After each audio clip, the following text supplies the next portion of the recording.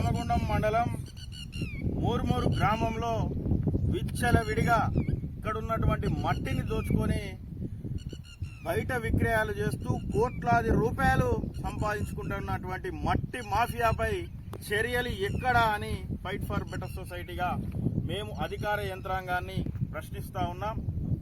మరి ఇక్కడ పూడికత పేరుతోటి మట్టిని దోచుకొని పోతా ఉంటే ఇరిగేషన్ డిపార్ట్మెంట్ అధికార యంత్రాంగం, మైనింగ్ డిపార్ట్మెంట్ అధికార యంత్రాంగం, రెవెన్యూ డిపార్ట్మెంట్ యంత్రాంగం అవినీతి మత్తులో తూలుతా ఉందా?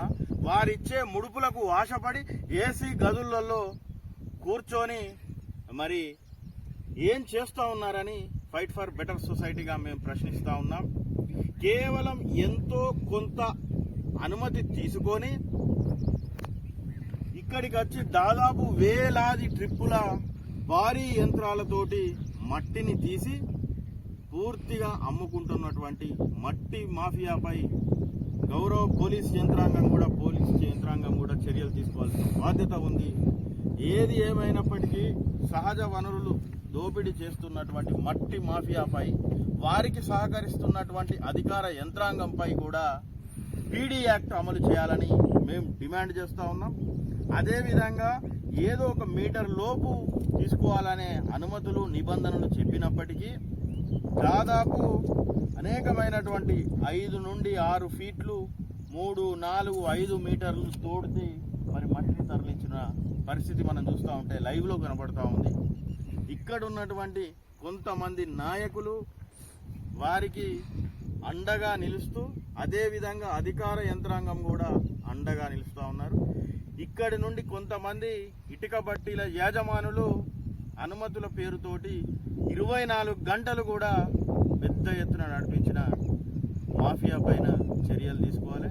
ఇప్పుడు వచ్చినటువంటి నూతన జిల్లా కలెక్టర్ గారు, మీరు వెంటనే ఇక్కడ పూడిక తీసినటువంటి మట్టిని నింపాలి.